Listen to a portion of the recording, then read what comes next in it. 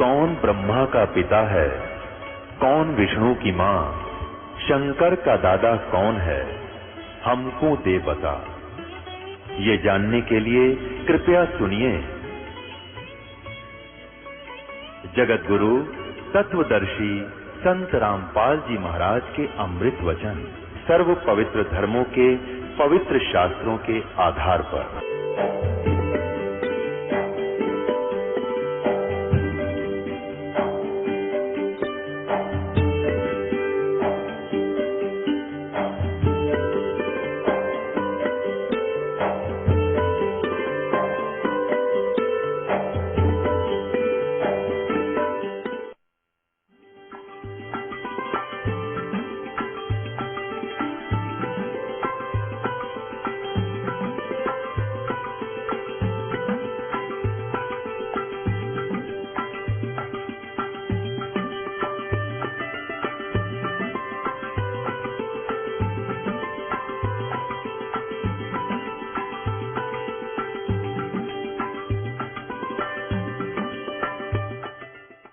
अब गीता ज्ञान दाता ने कहा है कि तत्वदर्शी संत कैसा है, वो क्या विशेषण है उसके, और फिर जब तत्वदर्शी संत मिल जावे, तत्व ज्ञान तुझे हो जावे, उस तत्व ज्ञान से पूर्ण रूप से समझकर उसके पश्चात उस परम पद, उस परमेश्वर के परम पद की खोज करनी चाहिए, उस सतलोक की, कि जहां जाने के बाद फिर साधक कभी जन्म मृत्यु में नहीं आता। अपनी सतिथि बताते हुए गीता ज्ञान दाता चौथे अध्याय के 5वें श्लोक और 9वें श्लोक में और दूसरे अध्याय के 12वें श्लोक में स्पष्ट करता है अपनी सती जी के मैं नासवान हूं, मेरा जन्म मृत्यु होता है और तू भी, लेकिन अविनाशी तो केवल एक ही परमात्मा है, वहीं हमने पहुंचना है इस सारे ज्ञान को समझकर। गीता अध्याय नंबर 2 श्लोक नंबर 12। न तो ऐसा ही है कि मैं किसी काल में नहीं था, गीता ज्ञानदाता कह रहा था, अथवा तू नहीं था, अथवा ये राजा लोग जो सामने सैनिक खड़े हैं, राजा खड़े नहीं थे, और न ऐसा ही है कि इससे आगे हम सब नहीं रहेंगे। क्या सिद्ध हुआ? गीता ज्ञानदाता कह रहा है कि अर्जुन तू, मैं और ये सामने जितने राजा लोग खड़े हैं, ये पहले भी जन्म में थे और आगे भी जन्म होता रहेगा अपना, और वर्तमान में भी है। साथ हम अपना, तेरा, मेरा और इन सभी का जन्म मृत्यु सदा बना रहेगा, हम अविनाशी नहीं है। चौथे अध्याय, अब इसी दूसरे अध्याय के 17वें श्लोक में कहा है, दूसरे अध्याय का 17वें श्लोक में कहा है कि नाश रहित तो उसको जान जिससे ये संपूर्ण जगत दृश्य वर्ग व्याप्त है, अर्थात जिसने सारे संसार को रचा है। इस अविनाशी का विनाश करने में कोई समर्थ नहीं है, अर्थात कोई और है जो अविनाशी है, गीता ज्ञान दाता से भिन्न है। अब गीता अध्याय नंबर 4 के अब श्लोक नंबर 5 को देखें और 9 को देखें। गीता अध्याय नंबर 4 और ये 5वां श्लोक है। इस 5वें श्लोक का यहाँ अर्थ है, हे परंतम अर्जुन, मेरे और तेरे बहुत से जन्म हो चुके हैं, उन सब को तू नहीं जानता, मैं जानता हूं। अब 9वें में क्या कहा है? ये 9वें में, हे अर्जुन, मेरे जन्म और कर्म दिव्य अर्थात निर्मल और अलौकिक है, दिव्य है। इस प्रकार जो मनुष्य तत्व से जान लेता है वह शरीर को त्याग कर फिर जन्म को प्राप्त नहीं होता, मुझे प्राप्त होता है। ये तो इन अनुवादकर्ताओं की नालायकी है।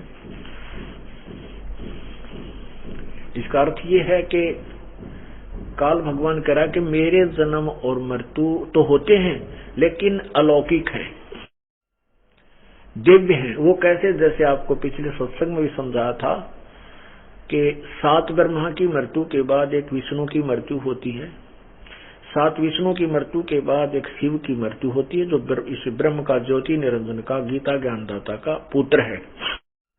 ये तीन पुत्र हैं, तीनों की ऐसी ऐसी आयु का अंतर है। तो 70,000 जब ये काल के पुत्र शिव मर जाते हैं, तो एक सदाशिव अर्थात ब्रह्मलोक में रहने वाला ये काल अपना शरीर छोड़ देता और एक ब्रह्मांड का नाश हो जाता है। और ये एक युग होता है परब्रह्म का, अक्षर पुरुष का। जैसे ब्रह्मा का एक दिन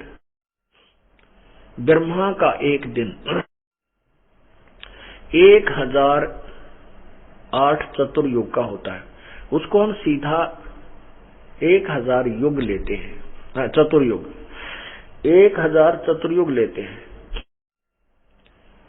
और एक चतुर्युग में 43,20,000 वर्ष होते हैं।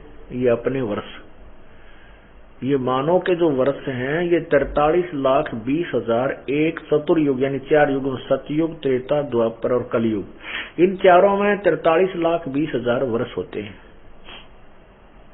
ऐसे 1008 चतुर्युग का ब्रह्मा का दिन, इतनी ही रात्रि, इसको हम लमसम लेते हैं। तो 1000 चतुर्युग का दिन, इतनी ही रात्रि, 30 दिन रात का एक महीना, 12 महीने का वर्ष और 100 वर्ष की ब्रह्मा की आयु, 100 वर्ष की। ऐसे 7 ब्रह्मा की मृत्यु के बाद एक विष्णु की मृत्यु, 7 विष्णु की मृत्यु के बाद फिर एक शिव की मृत्यु।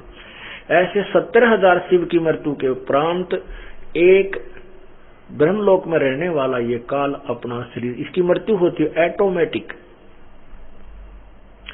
इसका जन्म फिर किसी मां से नहीं होता, ये अपने आप एक निर्धारित समय पर इसका ऐसे ही शरीर बनता है उस परमात्मा के द्वारा, कबीर परमेश्वर द्वारा।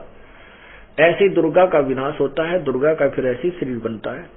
ये दोनों युवा रूप में प्रकट हो जाते हैं, फिर से ये सृष्टि अपने दूसरे ब्रह्मांड में जाकर के नए सिरे से ऐसे ही रचते हैं। रजगुण ब्रह्मा, सदगुण विष्णु, तमगुण शिव जी की उत्पत्ति करके फिर एक ब्रह्मांड को चलाते हैं। तो जो इस एक ब्रह्म की मृत्यु हुई, गीता ज्ञान दाता की मृत्यु हुई, ये एक युग हुआ परब्रह्म का अर्थात अक्षर पुरुष का। अभी गीता अध्याय नंबर 15 के श्लोक 16 और 17 में आपको अक्षर पुरुष और क्षर पुरुष और ये परम अक्षर ब्रह्म, परम अक्षर पुरुष, पूर्ण परमात्मा की महिमा समझ में आओगी। तो ये जो एक युग हुआ परब्रह्म का, एक काल की मृत्यु होती है जब उसका, एक ब्रह्मलोक में जो एक ब्रह्मांड का विनाश होता है, तब एक युग होता है परब्रह्म का। ऐसे ही 1000 युग का परब्रह्म का दिन, इतनी ही रात्रि, नोट चतुर्युग। यहाँ चतुर्युग नहीं है, चतुर्युग केवल ब्रह्मा के दिन और रात में आता है, और परब्रह्म के अंदर केवल युग होता है। 1000 युग का परब्रह्म का दिन, इतनी ही रात्रि होती है। ऐसे ही 30 दिन रात का एक महीना, 12 महीने का वर्ष और 100 वर्ष की अक्षर पुरुष अर्थात परब्रह्म की आयु होती है, उसका भी विनाश होता है। अब इसके लिए आपको 8वें पवित्र गीता जी अध्याय नंबर 8 का सहयोग लेना होगा। किसको समझने के लिए?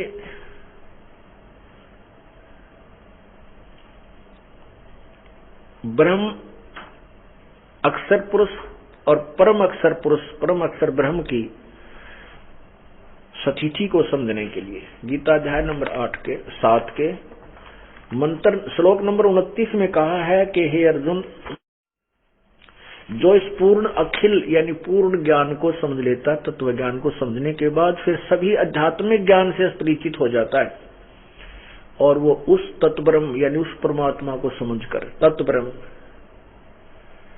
को समझकर फिर जन्म मृत्यु से छूटने का ही प्रयत्न करता है। ये देखिएगा अध्याय नंबर 7 के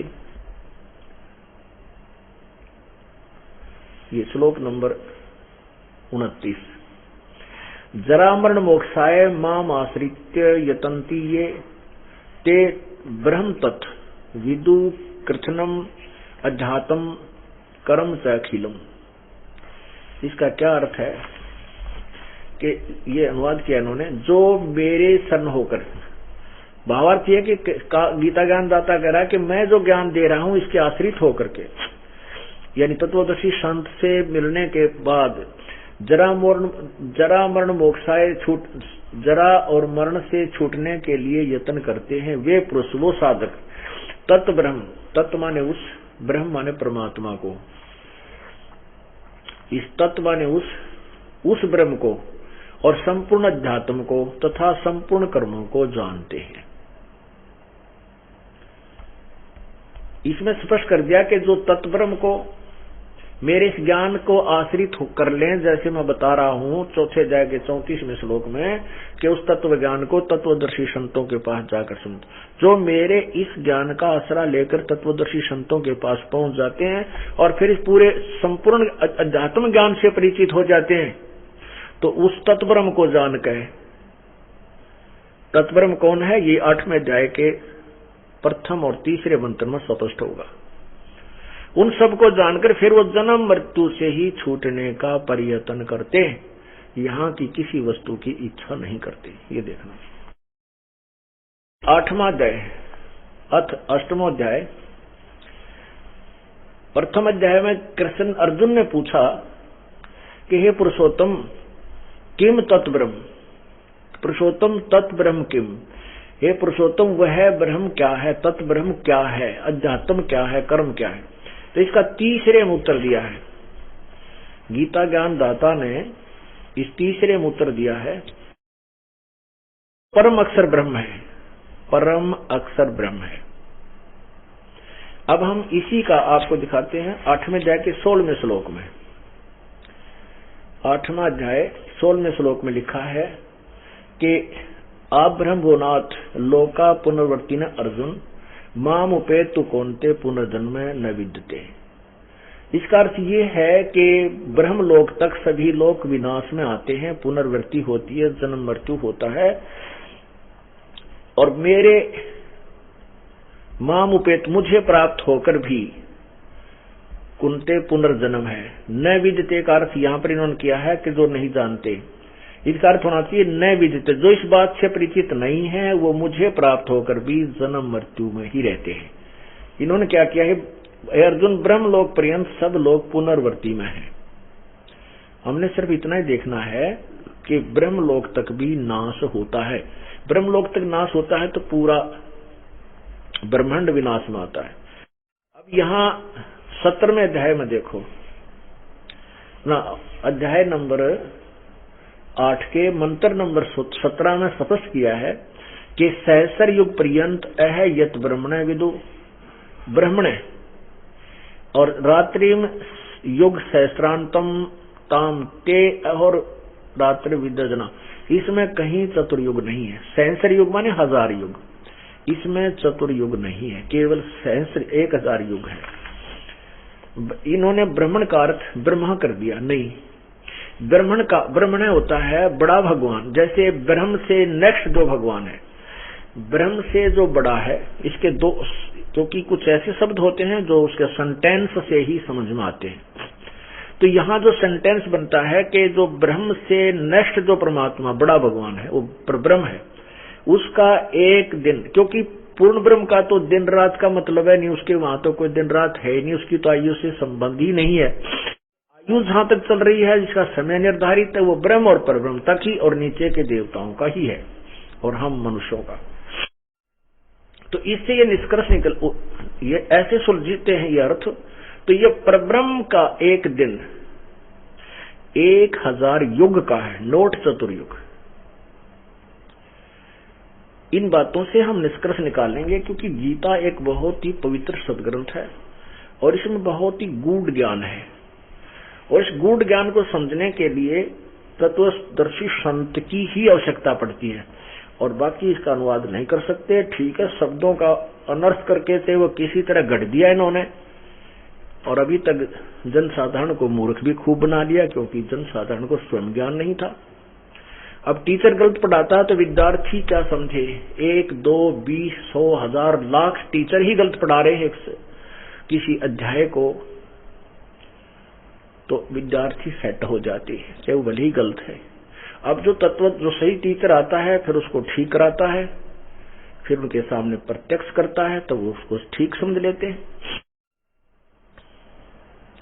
तो इसमें इस परब्रह्म का एक दिन 1000 युग का है और इतनी ही रात्रि होती है।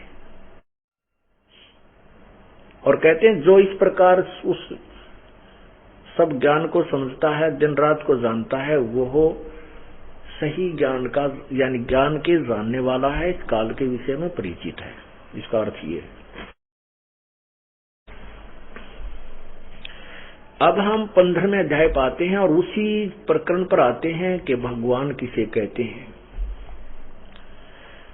15वें अध्याय का आपने 4था श्लोक पढ़ा और उसमें गीता ज्ञान दाता भी स्वयं कह रहा है कि उस तत्व ज्ञान की प्राप्ति के पश्चात उस परम पद, उस परमेश्वर के परम पद की खोज करनी चाहिए, जहां जाने के बाद फिर जन्म मृत्यु कभी नहीं होती, वो अविनाशी हो जाता है, उसका पूर्ण मोक्ष होता है।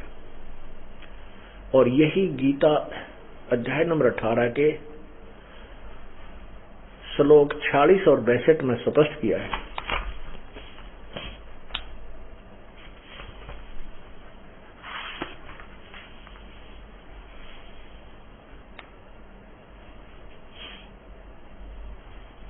ये देखना, गीता अध्याय नंबर 18 इसके 46 में कहा है कि जिस परमेश्वर से संपूर्ण प्राणियों की उत्पत्ति हुई है और जिससे ये समस्त जगत व्याप्त है, उस परमेश्वर की अपने स्वाभाविक कर्मों द्वारा पूजा करके परम सिद्धि को प्राप्त हो जाता है। 18वें अध्याय के 62वें श्लोक में कहा है, यह स्वाभाविक कर्मों का तात्पर्य है कि जैसे भी चारों वर्णों के अपने अपने डिवाइडेड कर्म हैं, जॉब हैं, उनको करते हुए, जैसे ब्राह्मण, क्षत्रिय, वैश्य और शूद्र के उन स्वाभाविक काम अपने काम करते करते कर्म योगी होकर के आप उस परमात्मा को प्राप्त कर सकते हैं। ये देखना, गीता अध्याय नंबर 18 का ये 62 में कहा है कि हे भारत, सब प्रकार से उस परमेश्वर की शरण में जा, उस परमात्मा की कृपा से ही तू परम शांति को तथा सनातन परम धाम को प्राप्त होगा। शाश्वतम स्थानम, सदा रहने वाले स्थान यानी सत्यलोक को प्राप्त होगा। अब फिर आइए 15वें अध्याय का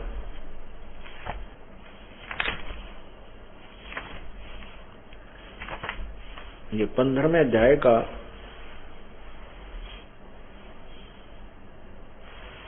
और ये 16वां श्लोक है। दिवौ इमौ पुरुष लोके क्षर च अक्षर एवं च क्षर सर्वाणी भूतानि कटुस्थ अक्षर उच्यते। अनुवाद इसका किया है कि इस संसार में नाशवान और विनाशी भी ये दो प्रकार के पुरुष हैं। पुरुष माने प्रभु, स्वामी, भगवान कहो, लेकिन इसका जो परिभाषा हम आपको समझाने चले हैं प्रभु की, अब यहाँ प्रारंभ होती है। अभी तक ये इसकी भूमिका बनी है। अब देखना, इस संसार में नाशवान और विनाशी भी ये दो प्रकार के पुरुष यानी प्रभु हैं। और संपूर्ण प्राणियों के, इन्हीं के लोक में संपूर्ण प्राणियों के शरीर नाशवान है और जीवात्मा अविनाशी कहा जाता है। अब ये अक्षर पुरुष और क्षर पुरुष क्योंकि ये जो पुरुष है, देव जो पुरुषों हैं, इनको हम यहां लगा सकते हैं। ये क्षर पुरुष और अक्षर पुरुष, क्षर पुरुष माने ये ब्रह्म और अक्षर पुरुष माने ये परब्रह्म, भी दो प्रकार के परमात्मा हैं, प्रभु हैं। और इनके लोकों में सभी प्राणियों तो शरीर के नाशवान हैं और जीवात्मा अविनाशी कहा जाता। जैसे अभी आपने परब्रह्म की भी आयु की सीमा देखी और ब्रह्म की भी। जब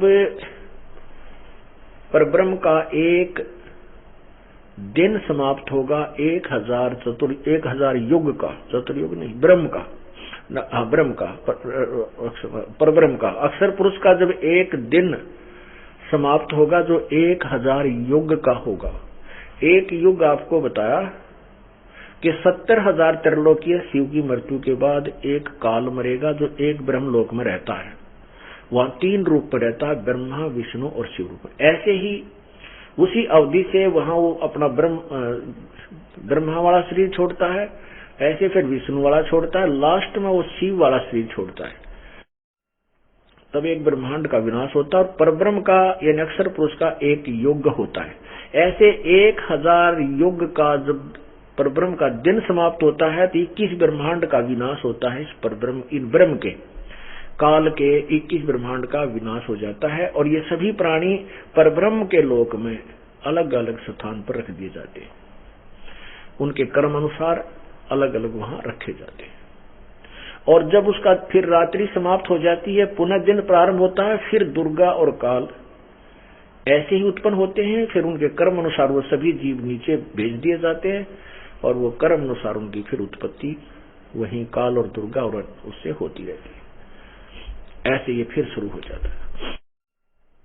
तो ये होया कि परब्रह्म की भी मृत्यु है, क्योंकि 100 वर्ष परब्रह्म की 100 वर्ष की आयु है अक्षर पुरुष की, लेकिन वो वर्ष बहुत लंबे चौड़े, इसलिए इसको भी अक्षर पुरुष कह दिया। लेकिन वास्तव में अक्षर पुरुष नहीं, अवास्तव में अविनाशी नहीं है ये, क्योंकि इसका भी नाश होता है। जैसे एक ये चाय पीने का प्याला होता है, सफेद सा बना हुआ मिट्टी का, ये तो क्षर पुरुष और उसके प्राणियों की सतीथि मानो। और स्टील से बना हुआ जो पात्र हो, प्याला हो, कप है, वो समझो परब्रह्म यानी अक्षर पुरुष की सतीथि, उसका शरीर, उसके प्राणियों की सतीथि। लेकिन स्टील को भी जंग लगेगा, अंत में इसका विनाश होगा। लेकिन उस मिट्टी, उस चीनी सफेद प्याले की तुलना में वो अविनाशी यानी काफी स्थायी नजर आता है भी, लेकिन वास्तव में अविनाशी नहीं। वास्तव में विनाशी जो है सोना है, गोल्ड है, धातु, इसका विनाश नहीं होता, इसको कोई जंग नहीं लगता। तो इसी प्रकार पूर्ण परमात्मा जो है वो वास्तव में अविनाशी है। और ब्रह्म यानी क्षर पुरुष, परब्रह्म यानी अक्षर पुरुष, ये नाशवान है। ये अक्षर पुरुष कहलाता है, अक्षर का अर्थ होता है अविनाशी, लेकिन ये वास्तव विनाशी नहीं। यही गीता जी सिद्ध कर रही है। अब फिर देखो गीता अध्याय नंबर 15 के श्लोक 16 और 17 को, ये देखिएगा। ये 16वां श्लोक आप पढ़ रहे हो। दिवौ इमौ पुरुषौ लोके क्षर अक्षर एवं च क्षर सर्वाणी भूतानि कटुष्ट अक्षर उच्यते। इस संसार में नाशवान और अविनाशी, ये क्षर पुरुष और अक्षर पुरुष, ये भी 2 प्रकार के भगवान हैं। संपूर्ण प्राणियों के शरीर नाशवान है, जीवात्मा अविनाशी का। अब 17वां में स्पष्ट किया है कि उत्तम पुरुष है तू अन्य। उत्तम पुरुष यानी पुरुषोत्तम तो इन ऊपर वाले दोनों से भी कोई और ही है और उसको परमात्मा कहा जाता है। वह वास्तव में परमात्मा कहा जाता है, परमात्मा इति उदाहरत है। और यह लोक त्रयम् अविश्य विभर्ति अव्यय ईश्वर, अव्यय माने अविनाशी, अव्यय माने अविनाशी, वो अविनाशी प्रभु है, अविनाशी परमात्मा है, परमेश्वर है।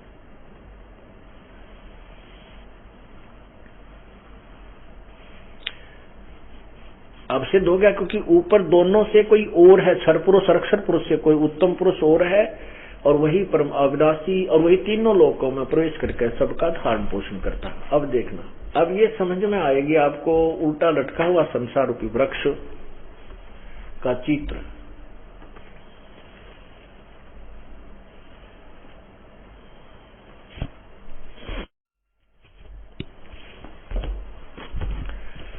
अब यहां ये जड़ है।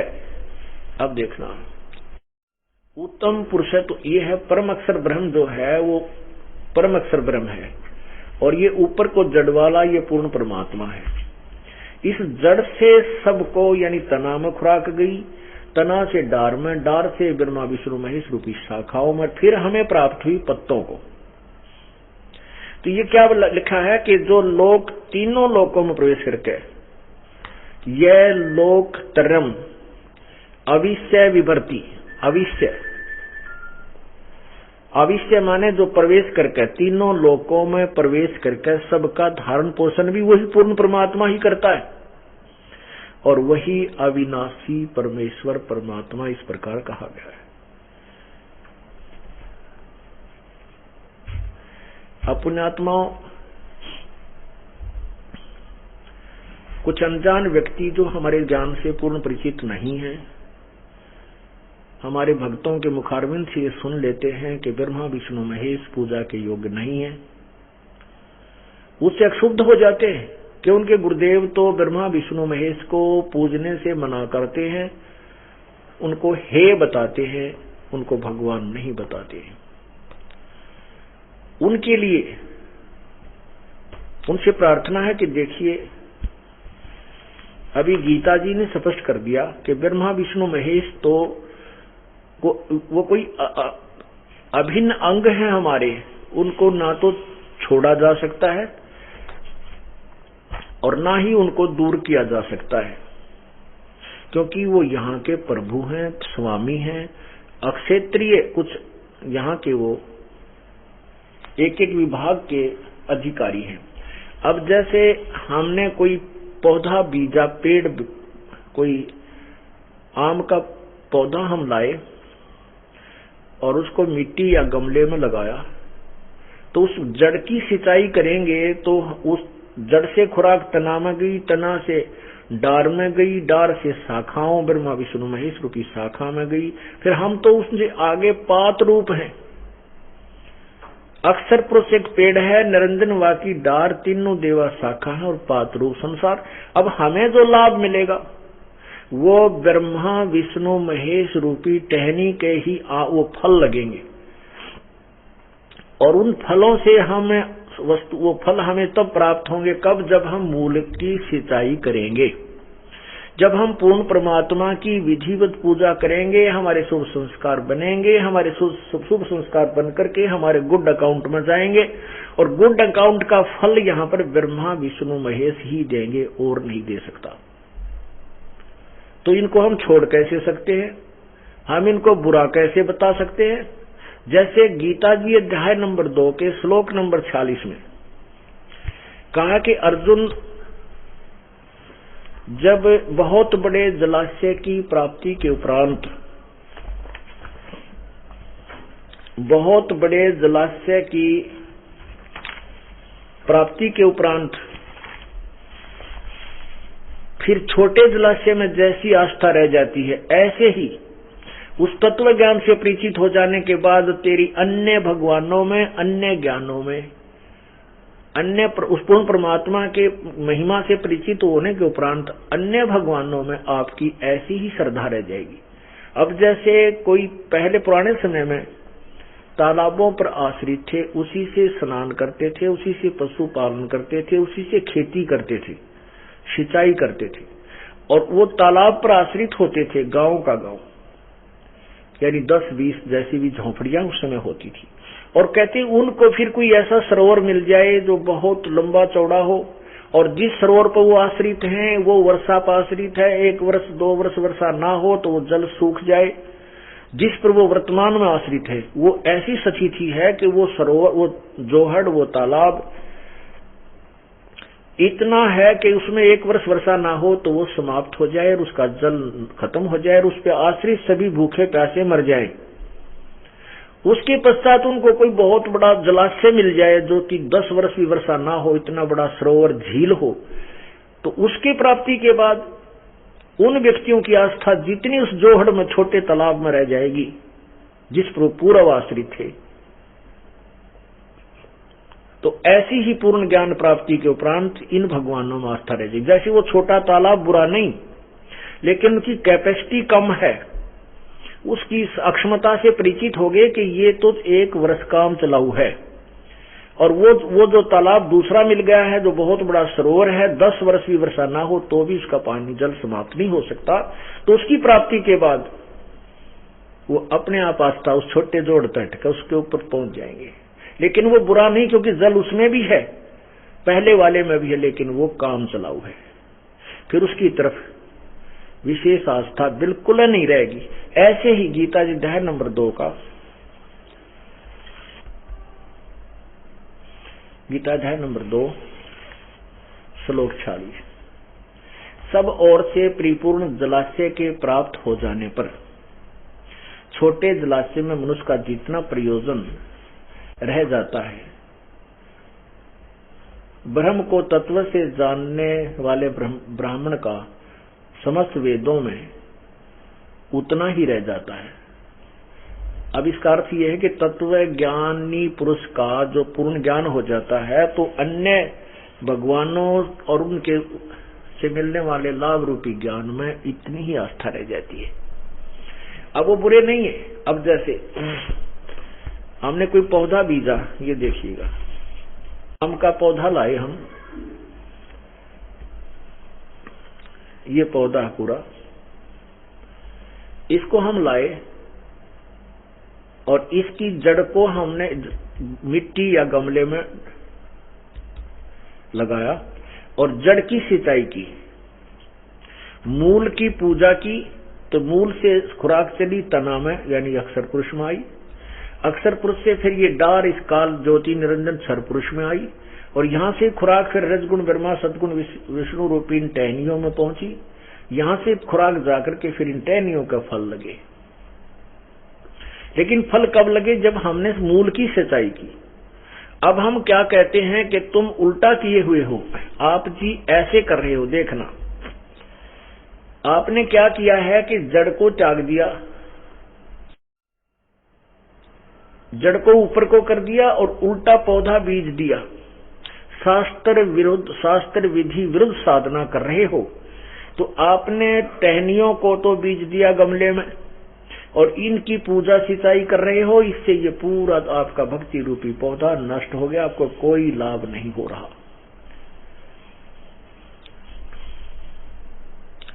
शास्त्र विरुद्ध साधना, और इसको हम ऐसे पूजें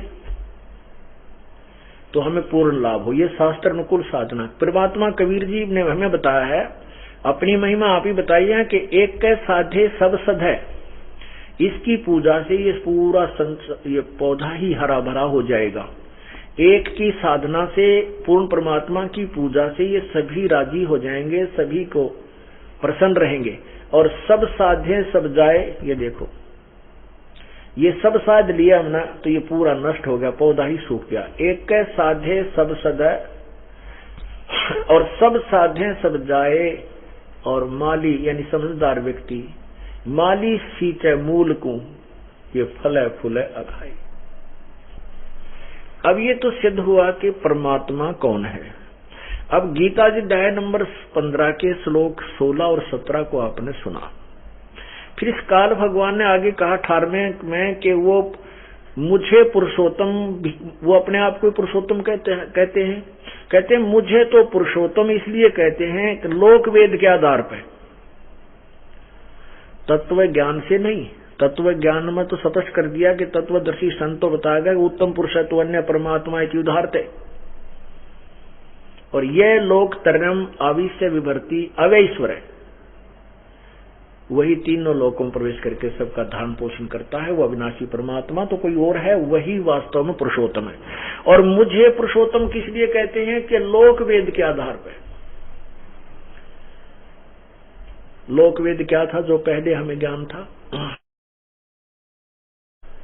कबीर परमेश्वर कहते हैं अपनी महिमा आप पर बताते हैं, आप ही दास बनते हैं, आप ही भक्त की भूमिका करते हैं, आप ही तत्वदर्शी संत की भूमिका करते हैं, और स्वयं ही वो प्रभु भी होते हैं। तो हमें समझाने के लिए क्या कहते हैं, पीछे लग गया जाऊं था मैं लोक वेद के साथ, रस्ते में सतगुरु मिले वो दीपक दे दिया हाथ। लोक वेद के आधार से हम पूजाएं कर रहे थे, दंत कथा, लोक वेद, यथार्थ ज्ञान ना हो, सुना सुना घिसा पिटा ज्ञान जिसको कहते हैं, उसको लोक अक्षेत्रीय ज्ञान। तो गीता ज्ञान फिर परमात्मा कहते हैं कि जो तत्वदर्शी संत मिल जाता है वो तत्व ज्ञान रूपी टॉर्च हमें दे देता है। इस अज्ञान रूप अंधेरे को फिर हम उस तत्व ज्ञान रूपी टॉर्च से हटा करके सीधा रास्ता पकड़ लेते हैं। पीछे लग गया जाऊं था मैं लोक वेद के साथ, रस्ते में सतगुरु मिले, सतगुरु तत्वदर्शी संत, दीपक दे दिया हाथ। अब 15वें अध्याय का 18वां श्लोक सुनिए, क्योंकि यहां विचलित कर देते हैं ये अज्ञानी संत कि देखो ना 18वें में कहा है कि मैं पुरुषोत्तम, लोक वेद से मैं पुरुषोत्तम हूं। नहीं, अर्थ ना समझकर अनर्थ कर डाला। ये देखिएगा है 15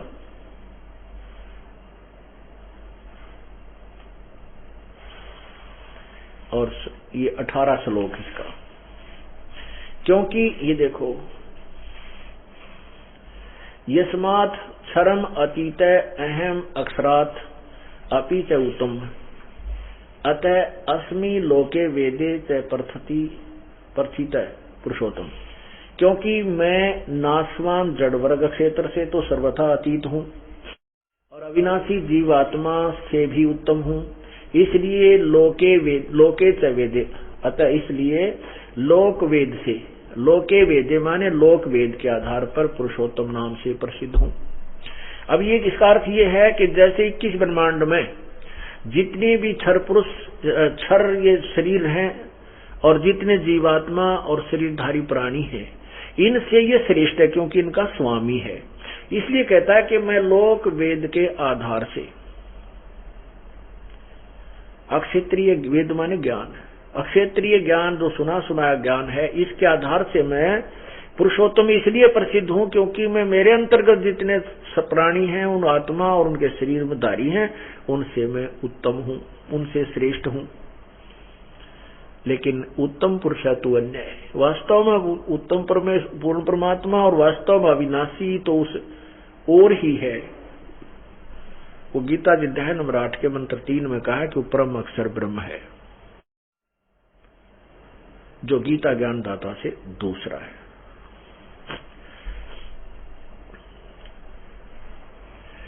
अब परमात्मा किसे कहते हैं?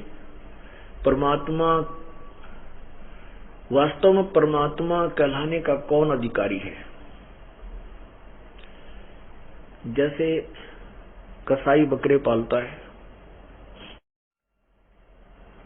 और उन बकरों के लिए, बकरी और बकरों के लिए वो क्या करता है कि अलग से एक व्यवस्था बनाता है, उनके ऊपर भी शेड झोंपड़ी डाल देता है, चारों तरफ एक ऊंची बाड़ बनाता है, उसकी बाउंड्री बनाता है ताकि वो बकरे बाहर ना भाग जाएं और बाहर से कोई हिंसक प्राणी भी उनको हानि ना पहुंचा जाए, अपने आहार को वो सुरक्षित रखने के लिए।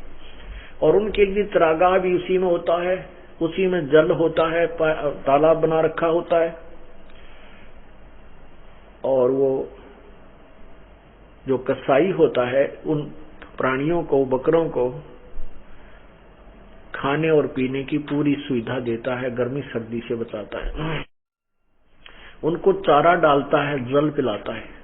तो वो अबोध प्राणी उसको अपना मालिक मान लेते हैं, अपना भगवान मानते हैं कि देखो हमें कितना आहार देता है, हमारी कितनी सुविधा का ध्यान रखता है। और जब वो कसाई आता है उन बकरों के पास,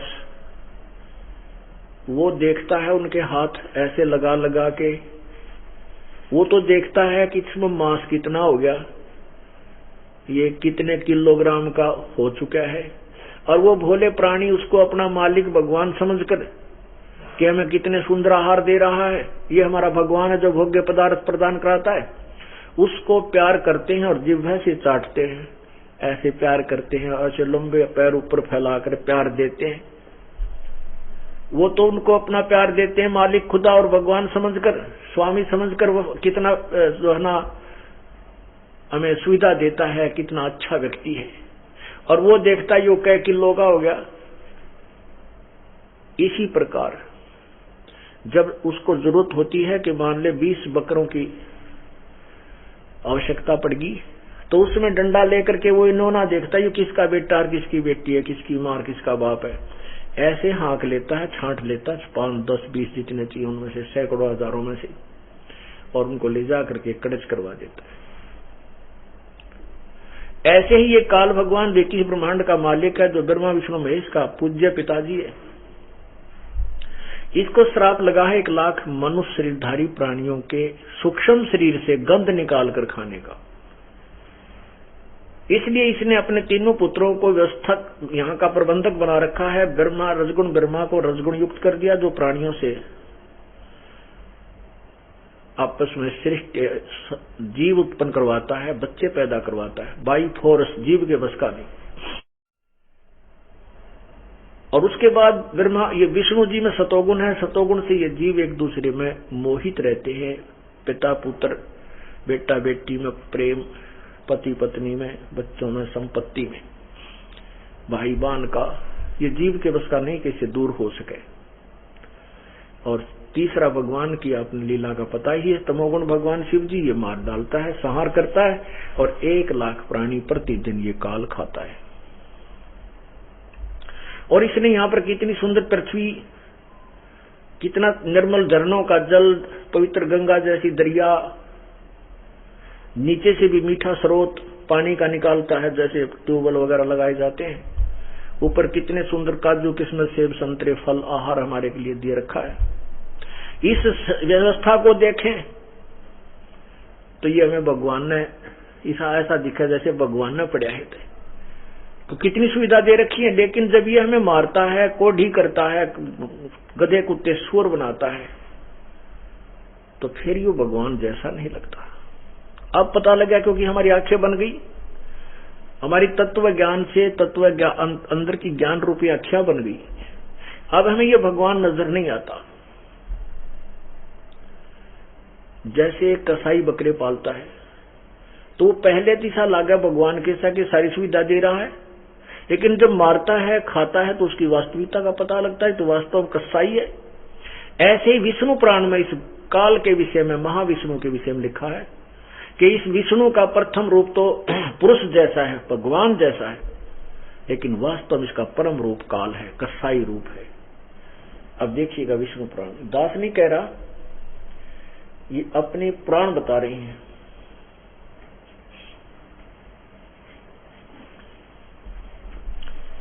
ये देखिए श्री विष्णु पुराण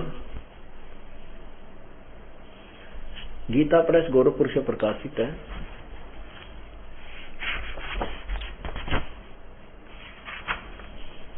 इसके अनुवादक हैं श्री मुनिलाल गुप्त।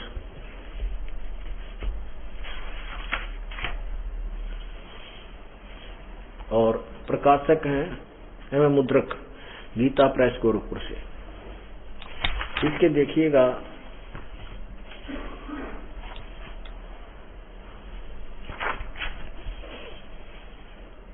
इसके 4 पृष्ठ पर अध्याय 2 प्रथम अंश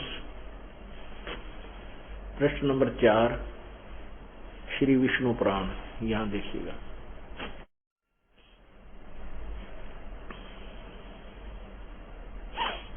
यहां देखना, हे द्विज, परब्रह्म का प्रथम रूप, ये विष्णु को परब्रह्म, महाविष्णु को परब्रह्म बोलते हैं। ये काल है, ये काल की महिमा, क्योंकि विष्णु पुराण में विष्णु काल के पुत्र सतगुण विष्णु, क्योंकि विष्णु पुराण में इस काल ब्रह्म अर्थात महाविष्णु और तथा उसके पुत्र सतगुण विष्णु दोनों की महिमा है। तो यहां पर जो कह रहा है ये गीता, विष्णु पुराण का ज्ञान बोलने वाला ये पाराशर ऋषि है, तो ये क्या बता रहा है कि हे द्विज, यानी दूसरे उस ऋषि को बता रहा है कि परब्रह्म यानी इस काल का, ऊपर देखो थोड़ा सा, यहां समझ आएगा। वही इन सब व्यक्त,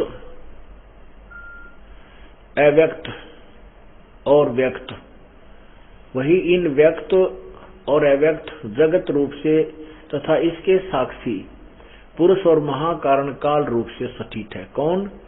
ये महाविष्णु। और हे द्विज, परब्रह्म का यानी महाविष्णु अर्थात काल का, ये परब्रह्म गलत लिखा इन्होंने क्योंकि ज्ञान नहीं था। प्रथम रूप पुरुष है, पुरुष माने परमात्मा है। अव्यक्त और व्यक्त उसके अन्य रूप हैं तथा काल उसका परम रूप है। काल उसका परम रूप है। यहां देखना 5 पृष्ठ पे,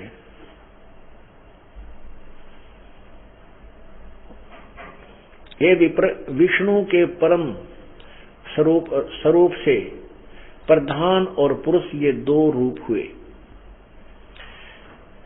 उसी विष्णु के जिस अन्य रूप के द्वारा वे दोनों संयुक्त व्यक्त होते हैं, उस रूपांतर का ही नाम काल है। आगे देखिए, ए मैत्रेय, प्रलय काल में प्रधान के यानी प्रकृति के साम्य अवस्था में स्थित हो जाने पर, पुरुष के प्रकृति से पृथक स्थित हो जाने पर विष्णु भगवान का काल रूप परिवर्त होता है। इससे सिद्ध हो गया कि वहां जो प्रकरण है ये विष्णु अर्थात महाविष्णु का ही है। और जब ये एक ब्रह्मांड में जब ये स्वयं ये 3 प्रकार की प्रलय होती हैं। एक बार तो ये प्रलय करता है जिसमें नीचे के लोक, ब्रह्मलोक से नीचे के लोक हैं, वो विनाश में आ जाते हैं। और उस समय ये क्या करता है, कुछ समय के लिए प्रकृति दुर्गा को अलग छोड़ करके और 21वें ब्रह्मांड में चला जाता है। कहते हैं जब प्रकृति से ये अलग हो जाता है तो ये अपने वास्तविक काल रूप में परिवर्तित हो जाता है। तो इससे क्या बताया कि काल का प्रथम, परब्रह्म का प्रथम रूप तो पुरुष यानी भगवान जैसा है, और वास्तव में इसका व्यक्त और अव्यक्त इसके अन्य रूप हैं। क्योंकि व्यक्त और अव्यक्त किसी के सामने आता नहीं। गीता जी अध्याय नंबर 7 के श्लोक 24 और 25 में कहा है कि ये मूर्ख लोग मुझे कृष्ण मान रहे हैं, मुझे अव्यक्त को व्यक्त मान रहे हैं, मैं अपनी योग माया से छुपा रहता हूं और मैं इस कृष्ण की तरह मनुष्य किसी जन्म नहीं होता मेरे जन्म और मृत्यु दिव्य हैं, अलौकिक है। तो यहां वही बताया कि व्यक्त और अव्यक्त उसके अन्य रूप हैं और काल उसका परम रूप है। व्यक्त जैसे वो महाविष्णु, महाब्रह्मा, महाशिव रूप में व्यक्त हो जाता है, अव्यक्त वो वास्तविक रूप में अलग रहता है, गुप्त रहता है। तो इस प्रकार इस काल को जिसको हम भगवान मान रहे हैं ये परमात्मा नहीं है। तो क्या बता रहे थे परमात्मा, इस झूठे सुख को सुख कहे ये मान रहा मन मूद, ये सकल चबीना काल का कुछ मुख में कुछ गूद। बेटा जाया खुशी हुई भाई खूब बजाए थाल, ये तो आना जाना लगा हुआ है जो कीड़ी का नाड़।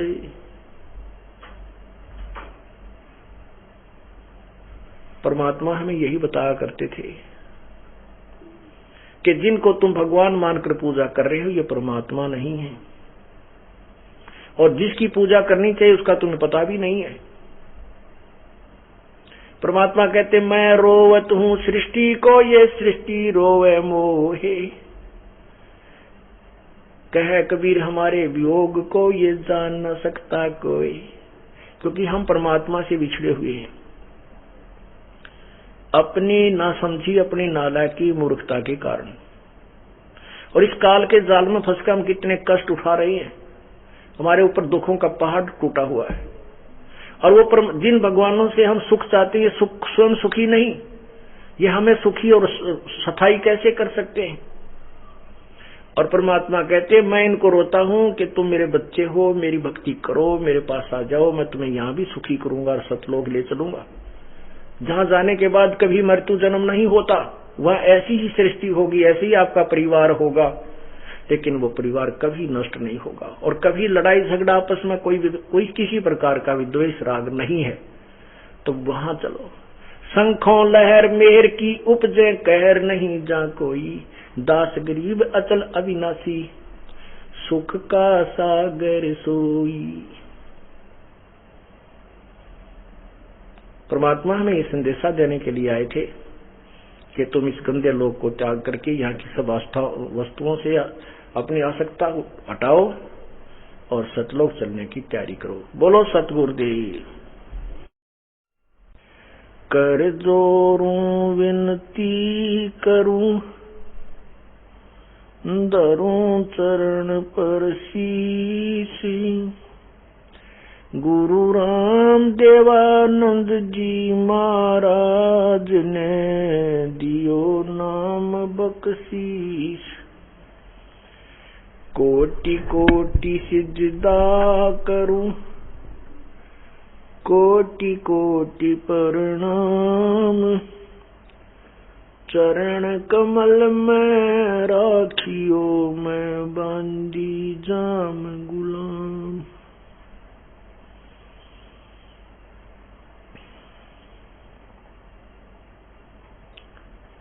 जय इब कै सतगुरु मिले,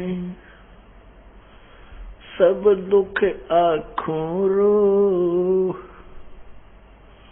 चरणों ऊपर शीश धरूं, कहूँ जो कहनी हो। गुरु जी तुम ना भूलियो,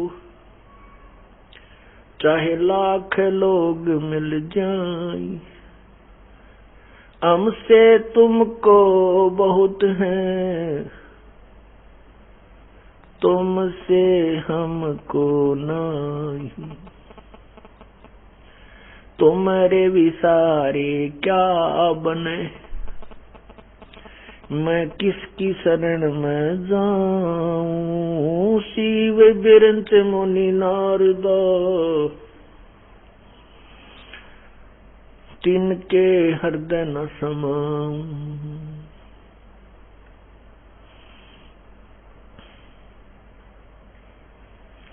अवगुण किए तो बहुत किए, करत न मानी हार, बावे बंदा बख्श दियो, बावे गर्दन उतार।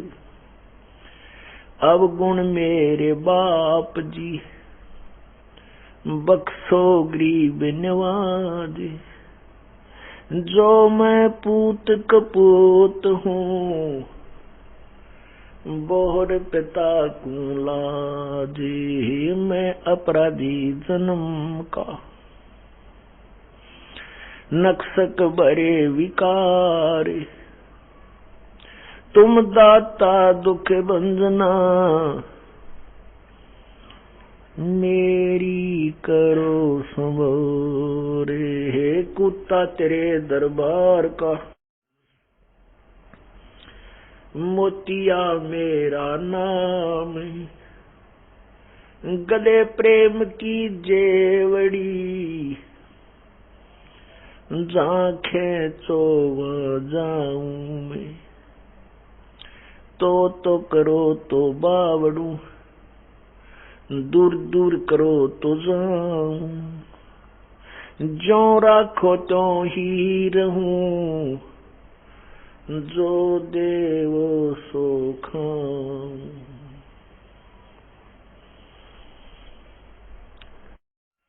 आज सुबह के सत्संग में पुण्य आत्माओं ने अपनी आंखों से प्रोजेक्टर के ऊपर सदग्रंथों के गूढ़ रहस्य को देखा तथा परमात्मा की परिभाषा का कुछ अंश सुना।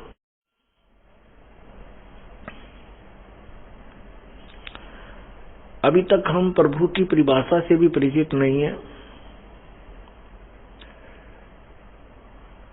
आज से लगभग 50 वर्ष पूर्व,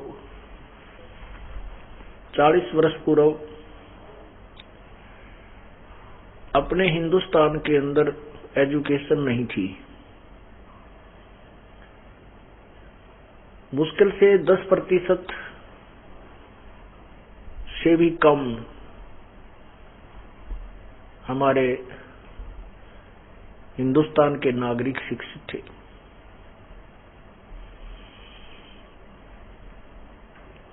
उस समय ऐसी स्थिति थी कि जैसे ये दास छोटे छोटे आयु के थे, उसमें गांव में कोई भी अधिकारी आ जाता था किसी भी विभाग का, तो जैसे नहर विभाग के कोई अफसर आते थे, अधिकारी आते थे, तो गांव में आम व्यक्ति कहता था साहब आ गए, आया हुआ है, नहर वाला साहब आ रहा है। अब उससे कोई पूछे भी क्या कौन साहब है, कोई नहीं जानता था कि साहब आ रहा है। उनको नहीं मालूम था भी नहर महकमे का ये कौन साहब है, एसडीओ साहब है, एक्शन साहब है, एससी साहब है।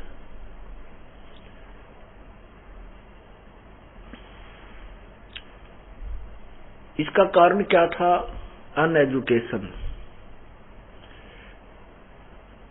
जो शिक्षा नहीं थी, अशिक्षा ही इसका मुख्य कारण था। अब अपने हिंदुस्तान के अंदर 100% बूढ़े और बुजुर्ग बालक सभी शिक्षित हो चुके हैं। अब बच्चा ये बता देता है कि इस विभाग का ये अफसर है, ये कौन अधिकारी है और इसकी कितनी पावर है। हम ऐसी स्थिति में थे। आज वर्तमान में जो शिक्षा का स्तर ऊंचा उठ जाने से हम ये बता सकता है प्रत्येक व्यक्ति कि ये नहर विभाग का जेई है, ये एसडीओ है, इसकी इतनी पावर है, ये एक्शन है, ये एससी है, ये ऐसे चीफ है। और मंत्री, मुख्यमंत्री, प्रधानमंत्री, राष्ट्रपति तक की स्थिति से हम परिचित हैं। पुराने समय में ऐसी स्थिति थी कि जैसे